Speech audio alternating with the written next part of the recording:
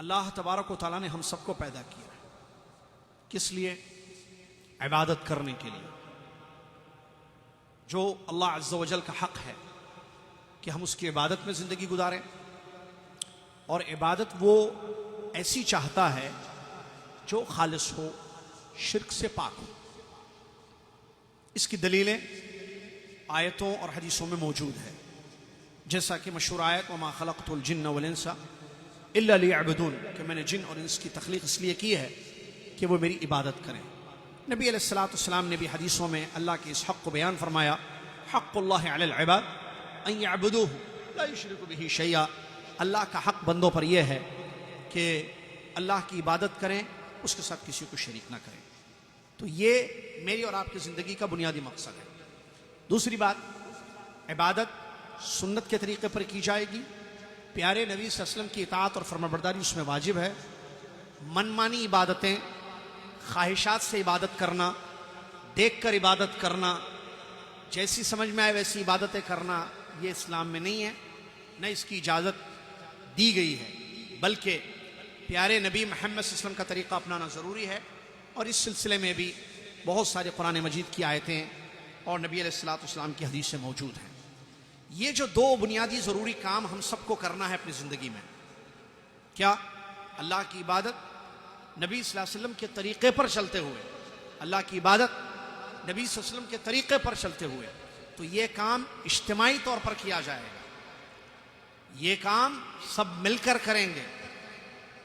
اور اجتماعیت یہ اللہ کا حکم ہے، سب مل کر جماعت سے جڑو، فرقہ بندی سے بچاؤ اپنے آپ کو. تفرقہ اسلام میں نہیں، اسلام نے روکا ہے.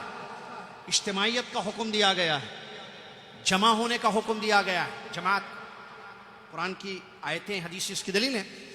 اللہ تعالیٰ نے فرمایا وَاعْتَصِمُوا بِحَبْلِ اللَّهِ وَاعْتَصِمُوا بِحَبْلِ اللَّهِ جَمِيعًا وَلَا تَفَرَّقُوا وَاذْكُرُوا نِعْمَةَ اللَّهِ عَلَيْكُمْ إِذْ كُنْتُمْ أَعْدَاءً فَأَلَّفَ بَيْنَ قُلُوبِكُمْ فَأَصْبَحْتُمْ بِنِعْمَتِهِ إِخْوَانًا. ترجمہ اس آیت کریمہ کا یہ ہے کہ تم سب اللہ کی رسی کو مضبوطی سے تھامے رکھو.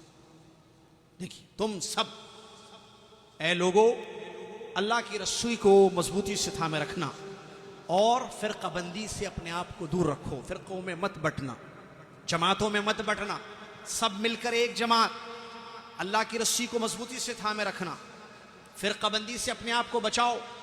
اور یاد کرو اللہ کی نعمت کو، جب تم ایک دوسرے کے دشمن تھے، اللہ نے تمہارے دلوں میں ایک دوسرے کے لیے محبت ڈال دی، تو تم پھر اللہ کے فضل سے، اللہ کی نعمت سے بھائی بھائی بن گئے. سبحان اللہ. غور کیجئے اس آیت کریمہ پر. اللہ تبارک و تعالیٰ نے 3 باتیں اس آیت میں بیان فرمائیں. نمبر 1 حکم دیا، نمبر 2 منع کیا، نمبر 3 نعمت یاد دلائی.